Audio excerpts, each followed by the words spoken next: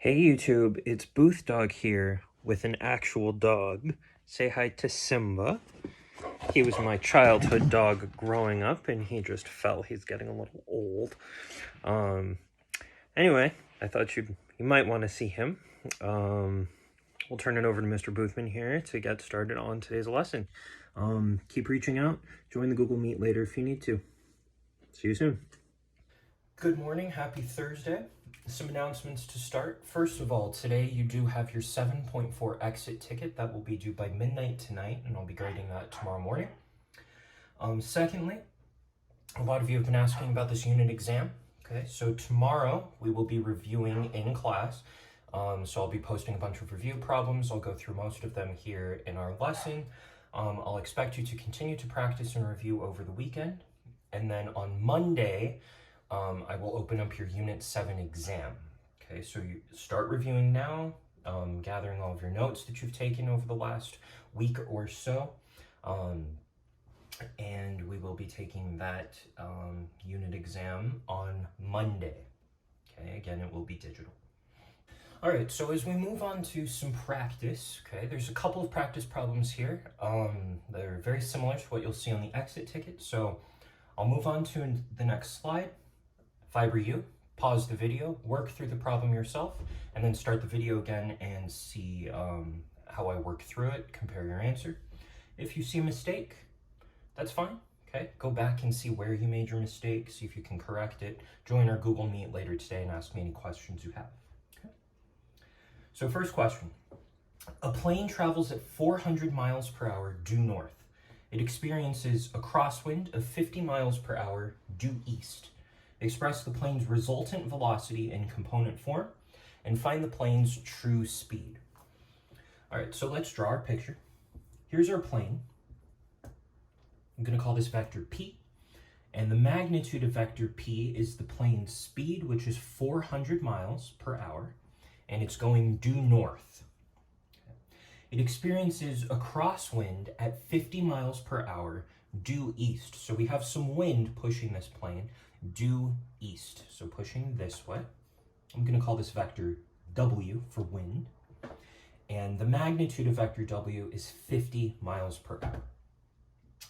Express the plane's resultant velocity in component form. So again, the plane isn't just moving due north because of this wind. It's actually being pushed by the wind. So as it's traveling north, the wind is pushing it. So it's the same as adding our two vectors together.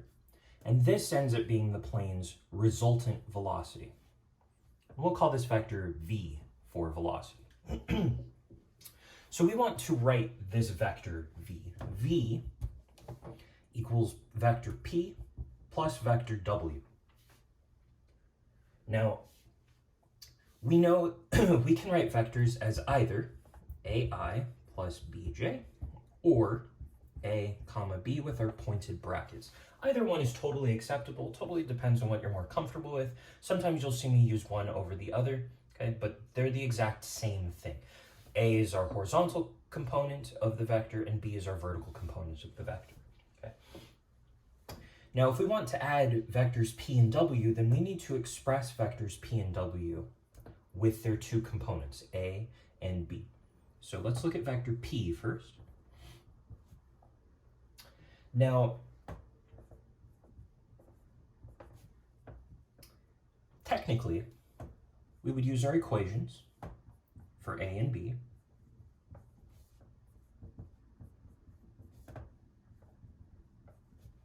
What is the angle theta? What is the direction of vector P? Okay, well, it's this theta here is 90 degrees if it's going due north.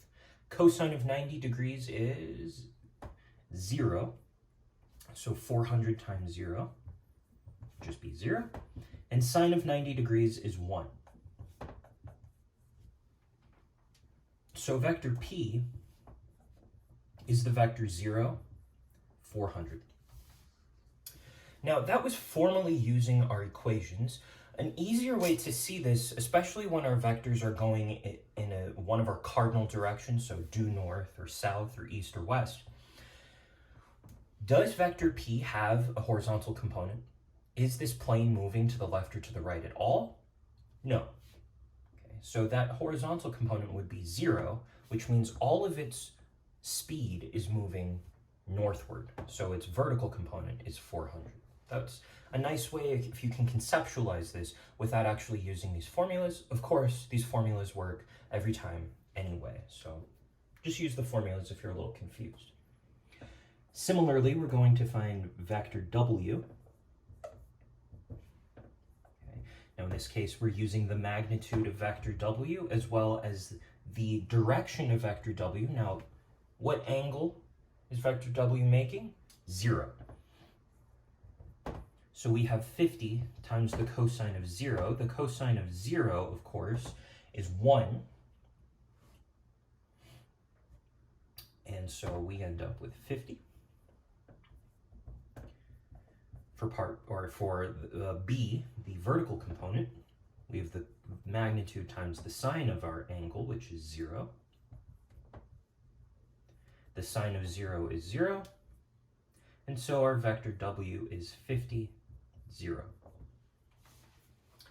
Again, if we can conceptualize this, all of this vector's motion is in the horizontal direction, in this case the positive horizontal direction. So it's moving to the right with a speed of 50, so A is 50. It's not moving up or down at all, so it has no vertical component. Okay. Coming back to our question then, vector V is P plus W. So it's going to be 0 plus 50, which is 50, and 400 plus 0, which is 400. So this is vector V. Pretty straightforward, hopefully. The second part of this question, find the plane's true speed. Well, the plane's true speed is going to be the magnitude of its true velocity vector. So we are looking for the magnitude of this vector. That means we're looking for the square root of 50 squared plus 400 squared. And plugging this into a calculator and rounding to 2 decimal places, we get 403.11 miles per hour, which again should make some sense. The plane itself is moving at 400 miles per hour in the north direction. It has this eastward wind pushing it at 50 miles per hour, so it's not actually moving at just 400 miles per hour. That wind is increasing its speed just a little as well. Okay. In this case, by another 3 miles per hour or so. All right, so that's it for this question. Go back, rewatch any part of this that confused you, bring your questions to our Google Meet. Okay, this will be posted with the answer along with this video. And let's move on to the other independent practice problem for today. So again, pause this, work through this problem, come back when you're ready to see the answer. Okay.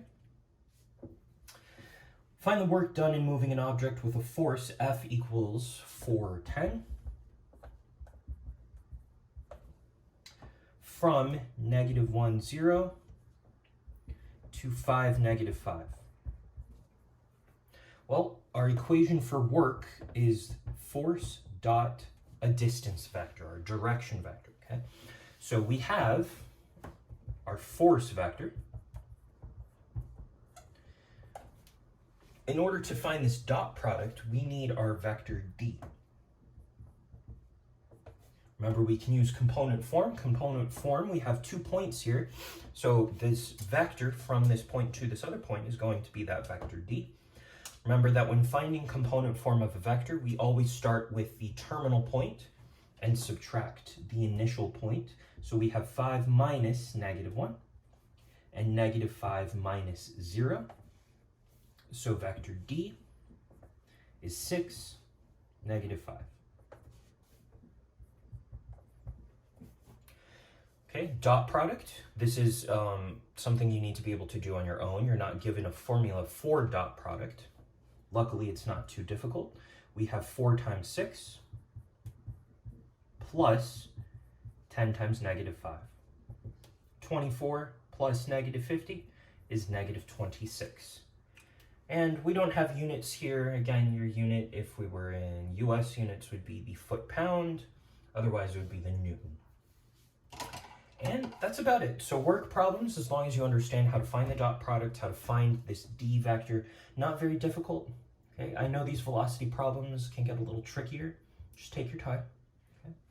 When you've done these problems, you've worked through the independent practice problems. Again, I posted all of those PDFs last week along with all of the unit notes. Then go ahead and take today's exit ticket.